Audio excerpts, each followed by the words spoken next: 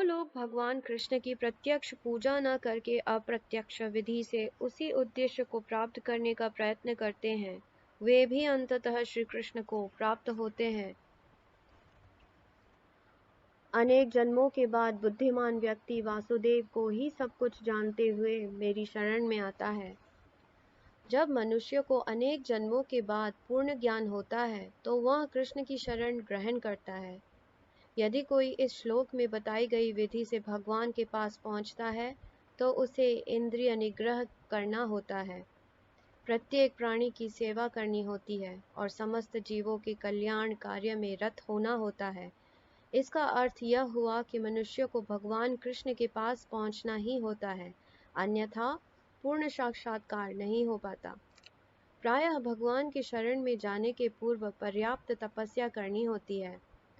आत्मा के भीतर परमात्मा का दर्शन करने के लिए मनुष्य को देखना, सुनना, स्वाद लेना, कार्य करना आदि इंद्रिय कार्यों को बंद करना होता है।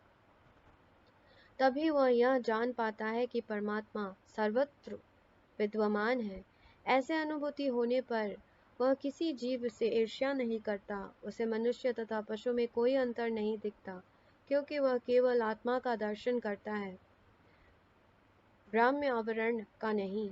लेकिन सामान्य व्यक्ति के लिए निराकार अनुभूति की यह विधि अत्यंत कठिन सिद्ध होती है। भगवद गीता अध्याय 12 श्लोक 3 व 4।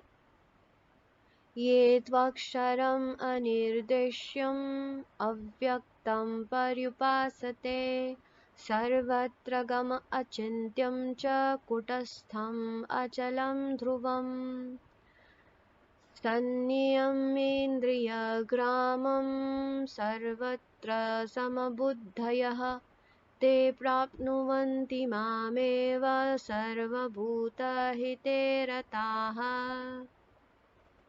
लेकिन जो लोग अपनी इंद्रियों को वश में करके तथा सबों के प्रति समभाव रखकर परम सत्य की निराकार कल्पना के अंतर्गत उस अव्यक्त की पूरी तरह से पूजा करते हैं, जो इंद्रियों की अनुभूति के परे है, सर्वव्यापी है, अकल्पनीय है, अपरिवर्तनीय है, अचल तथा ध्रुव है, वे समस्त लोगों के कल्याण के में संलग्न रहकर अंततः मुझे प्राप्त करते हैं।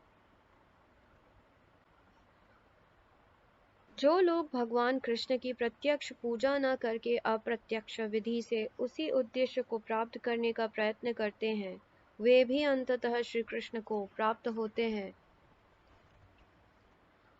अनेक जन्मों के बाद बुद्धिमान व्यक्ति वासुदेव को ही सब कुछ जानते हुए मेरी शरण में आता है।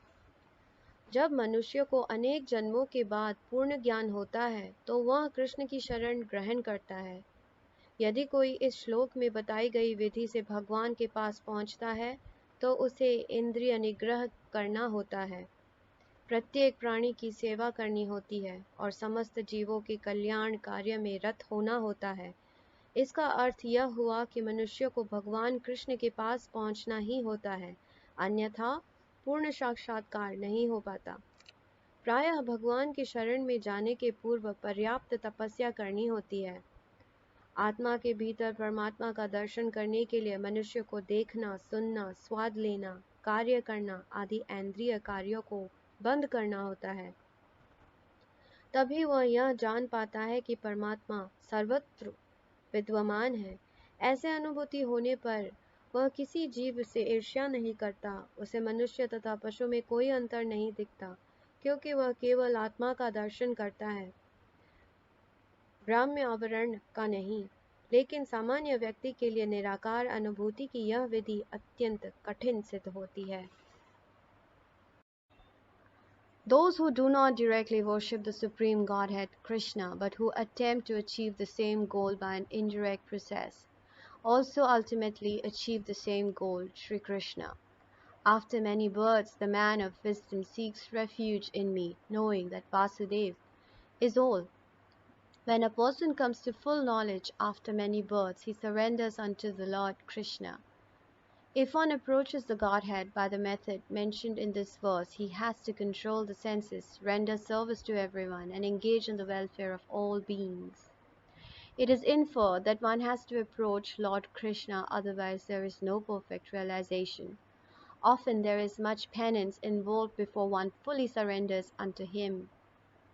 In order to perceive the super soul within the individual soul, one has to cease essential activities of seeing, hearing, tasting, walking, etc.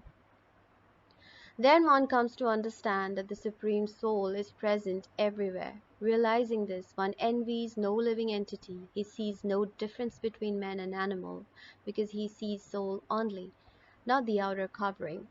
But for the common man, this method of impersonal realization is very difficult.